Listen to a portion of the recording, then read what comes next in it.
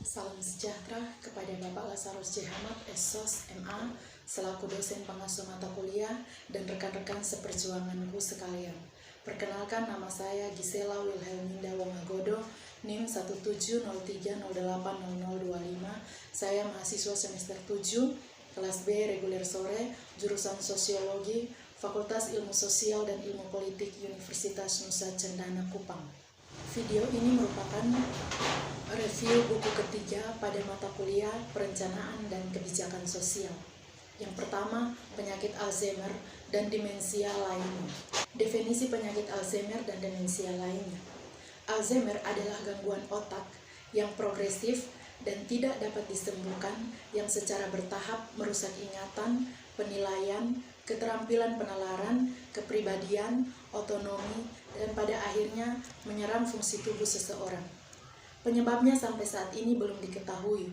Hal itu mengakibatkan hilangnya neuron terukur dan terjadi kerusakan neuron sehingga neuron tidak lagi berfungsi dengan baik dan hilangnya sinapsis atau koneksi saraf yang melaluinya pesan diteruskan dari neuron ke neuron, yang juga dikenal sebagai penyakit Alzheimer onset lambat.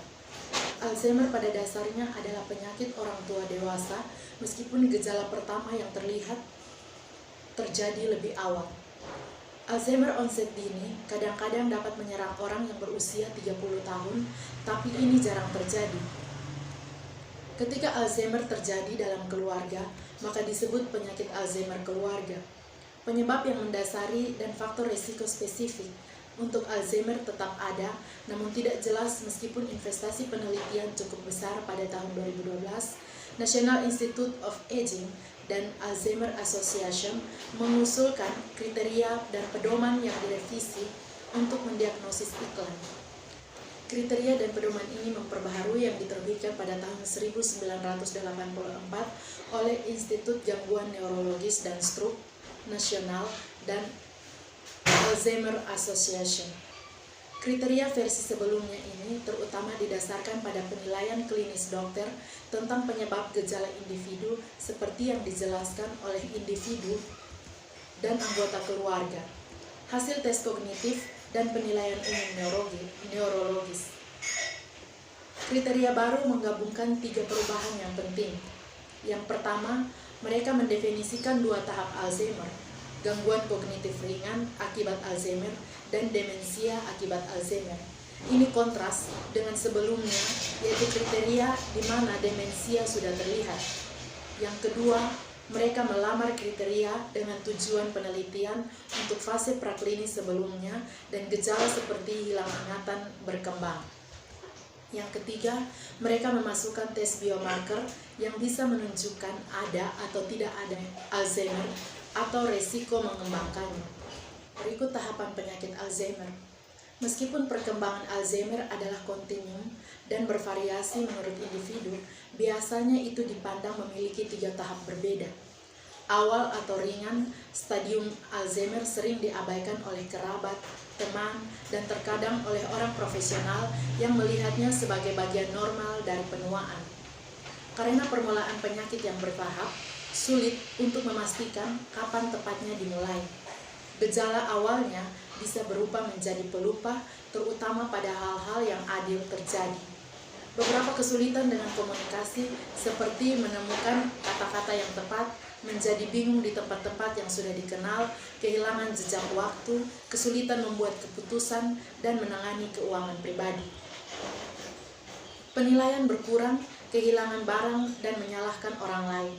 Kehilangan minat dalam aktivitas normal, dan perubahan kepribadian dengan peningkatan lekas marah, depresi, atau kecemasan, atau ledakan kemarahan sesekali. Saat penyakit berkembang ke tahap menengah atau ke tahap atas, masalah ini terjadi lebih jelas, konsisten, membatasi, dan mencakup, menjadi sangat pelupa, terutama tentang peristiwa terkini dan nama orang dan wajah. Kesulitan memahami waktu, tanggal, dan tempat, serta membingungkan peristiwa masa lalu dengan masa kini. Meningkatkan kesulitan dengan ucapan dan pemahaman, ketidakmampuan untuk hidup sendiri dengan aman tanpa dukungan yang cukup, serta perubahan perilaku yang mungkin termasuk pengembaraan, pertanyaan berulang, panggilan keluar, kemelekatan, halusinasi, dan agresi. Tahap akhir merupakan salah satu dari ketergantungan dan ketidakaktifan yang hampir total dengan kebutuhan untuk perawatan berkelanjutan. Gangguan ingatan menjadi sangat serius dan sisi fisik penyakit menjadi jelas. Pada tahap ini, sabar biasanya tidak menyadari waktu dan tempat, mengalami kesulitan memahami apa yang terjadi di sekitarnya, tidak dapat mengenali kerabat, teman, dan objek yang pernah akrab. Teori tentang penyebab penyakit Alzheimer menurut Komisi Lancet baru-baru ini, meskipun penelitiannya mengesankan upaya selama 3 dekade terakhir. Mekanisme penyebab Alzheimer tetap tidak jelas. Ini telah menghasilkan serangkaian teori varian tentang penyebab Alzheimer. Beberapa di antaranya dominan di berbagai waktu. Sangat mungkin bahwa banyak teori yang terlibat, yaitu yang pertama, hipotesis kolinergik, yang kedua, hipotesis kaskade amiloid, yang ketiga, hipotesis tau, yang keempat, teori Alzheimer lain. Berikut konteks kebijakan publik, pendanaan, dan kebijakan inisiatif. Dalam hal ini hanya pemerintah yang memiliki kewenangan sah untuk mengambil keputusan mengikat dan dilakukan atas nama seluruh penduduk. Organisasi lain seperti asosiasi dan perkumpulan medis membuat keputusan yang mempengaruhi banyak individu dan mungkin mempengaruhi apa yang akhirnya dilakukan oleh pemerintah. Tetapi kebijakan mereka tidak mengikat penduduk dengan kekuatan hukum.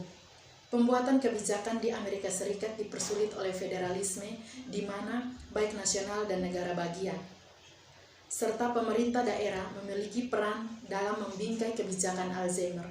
Tetapi bahkan dalam sistem politik kesatuan seperti Inggris, penyakit yang beraneka ragam dan durasi penyakit yang lama berarti bahwa kebijakan dapat sangat bervariasi menurut lokasi. Perpindahan Alzheimer ke domain kebijakan membawa politik ke garis depan musyawarah dan perpecahan dan menempatkan penyelesaian masalah di lingkungan politik kelompok kepentingan. Mengingat tingginya ekonomi sosial dan personal, taruhan seputar Alzheimer, konflik tidak dapat dihindari karena setiap kelompok memiliki tuntutannya sendiri.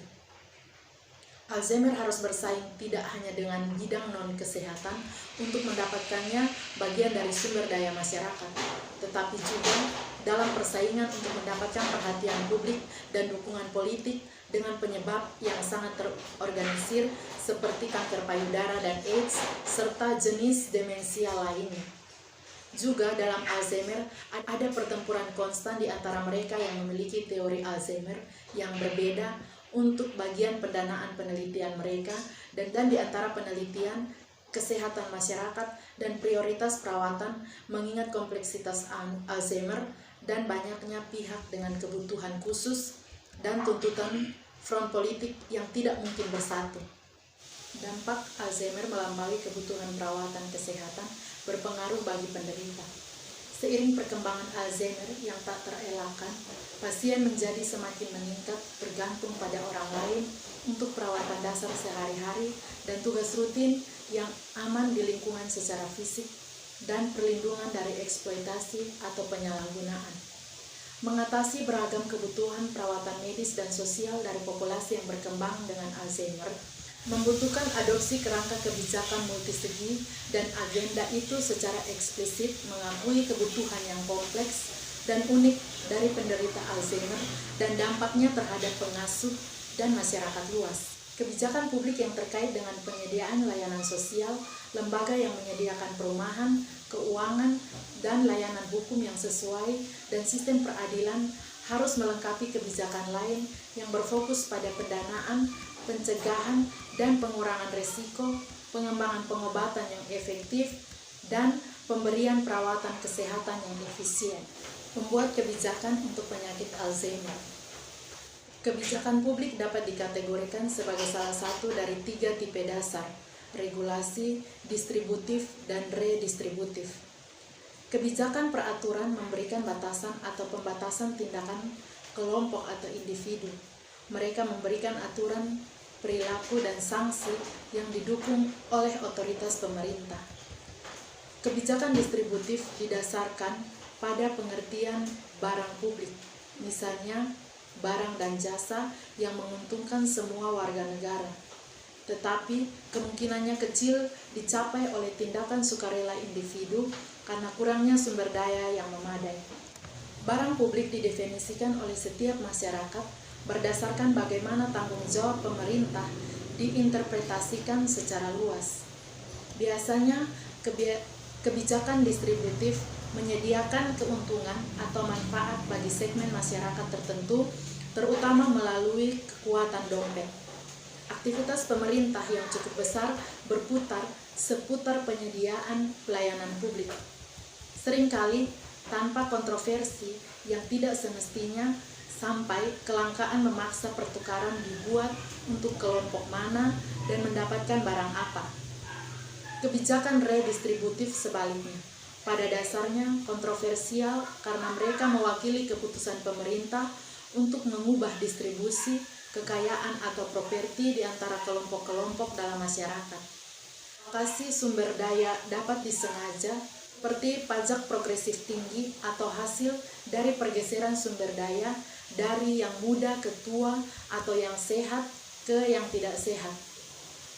Itu harus ditekankan bahwa semua kebijakan menciptakan pemenang dan pecundang mekanisme di mana keuntungan atau kerugian terjadi seringkali tidak kentara. Keterlibatan pemerintah dapat terjadi di banyak titik, dari penelitian dan tahap inovasi untuk menempatkan teknologi di pasar untuk digunakan oleh perorangan. Ini bisa permisif, afirmatif, regulasi, atau larangan. Oleh karena itu, pemerintah selalu memiliki pilihan untuk tidak melakukan tindakan apapun, mengizinkan aktivitas apapun oleh sektor swasta. Itu tidak juga membuat afirmatif kebijakan yang mempromosikan atau mendorong kegiatan tertentu, misalnya pendanaan pemerintah untuk penelitian atau penyediaan layanan untuk memfasilitasi penggunaan obat atau prosedur tertentu yang lebih luas.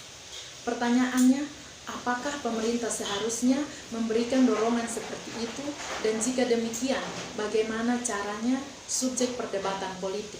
Ada beberapa kebijakan utama dari Alzheimer yang meliputi: yang pertama, pendanaan penelitian; yang kedua, kesehatan; yang ketiga, layanan dan dukungan perawatan jangka panjang; yang keempat, kesehatan masyarakat; yang kelima, perumahan dan layanan masyarakat; yang keenam, tenaga kerja; yang ketujuh, keadilan dan penegakan hukum.